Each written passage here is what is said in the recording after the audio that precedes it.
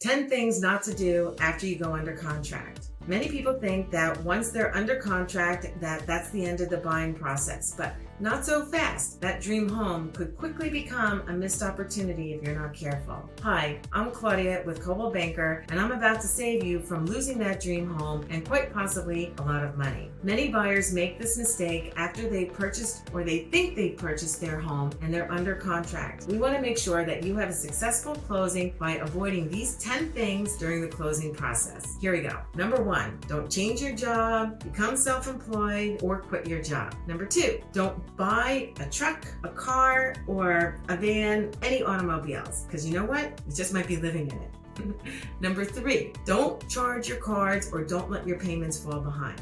Number 4, don't spend any of the money that you have set aside for closing. 5, when filling out your loan application, don't omit any financial information. Number 6, this is a big one. Don't buy any furniture, even if the payments are deferred until after closing. Number 7, don't allow any additional inquiries on your credit report except for insurance. Number 8, don't make or take out any large deposits or withdrawals from your bank account unless you first talk to your lender. Number 9, don't change banks. Number 10, most important, don't co-sign for anyone for a loan, a car, a house, anything. And if you do, or you did, make sure that you tell your lender, because that debt now counts against your debt and can impact your ability to buy this house. So, if you follow these simple 10 commandments when you're in the buying process for your dream home, you should have a successful closing. I'm Claudia with Coldwell Banker, and who you work with matters.